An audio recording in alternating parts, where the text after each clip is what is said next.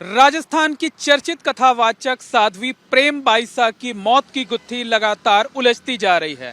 साध्वी की संदिग्ध मौत के 16 दिन बीत चुके हैं, लेकिन 16 दिन बाद भी मौत की वजह साफ नहीं हो सकी है। गुत्थी सुलझने के बजाय और उलझती जा रही है। अभी तक ये भी साफ नहीं हो सका है कि साध्वी की मौत स्वाभाविक थी या फिर गलत इंजेक्शन देने की वजह से हुई थी।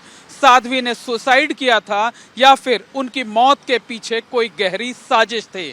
साध्वी की पोस्टमार्टम रिपोर्ट में भी कुछ साफ नहीं हो सका था। उम्मीद ये जताई जा रही थी कि बिसरे की एफएसएल रिपोर्ट में मामला कुछ खुल सकता है, जांच टीम को कोई क्लू मिल सकता है, लेकिन बिसरे की एफएसएल रिपोर्ट मेडिकल बोर्ड को हासिल हो चुकी है और एफएसएल रिपोर्ट में साफ तौर पर यह कहा गया है कि साध्वी के शरीर में जहर नहीं था, यानी पॉइजन नहीं था।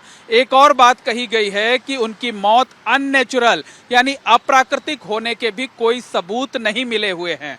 तो जो एफएसएल की रिपोर्ट है उसने पूरी कहानी को यानी मौत की गुत्थी को और उलझा दिया है। बहरहाल जो पोस्टमार्टम करने वाले डॉक्टरों का पैनल था यानी मेडिकल बोर्ड था, वो पूरे बिसरे की जो एफएसएल रिपोर्ट है उसको एग्जामिन कर रहा है। एग्जामिन करने के बाद इस पर अपनी ओपिनियन तैयार करेगा और वो ओपिनियन मामले की जांच कर रही राजस्थान पुलिस की एसआईटी को सौंपी जाएगी। इस पूरे मामले में अगर बात करें तो एफएसएल रिपोर्ट ने मौत की गुत्थी को भले ही और उलझा दिया हो, लेकिन साध्वी का परिवार ये मानने को कतई तैयार नहीं है कि उनकी मौत स्वाभाविक थी। साध्वी के परिवार को इस रिपोर्ट पर भी बहुत भरोसा नहीं है।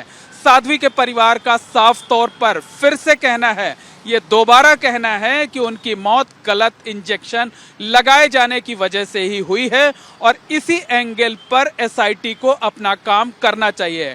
बहरहाल ये पूरा मामला सियासी भी होता जा रहा है। इस पूरे मामले में आज राजस्थान के गृह राज्य मंत्री जवाहर सिंह बेडम ने विधानसभा में मीडिया से बातचीत की। मीडिया से बातचीत में उन्होंने एफएसएल रिपोर्ट के बारे में जानकारी दी और उन्होंने ये बताया कि एफएसएल रिपोर्ट में जहर नहीं होने की बात कही गई है और साथ ही साथ ये भी कहा गया है कि साध्वी की मौत में अननेचुरल कॉज होने का कोई साफ सबूत नहीं मिल सका है।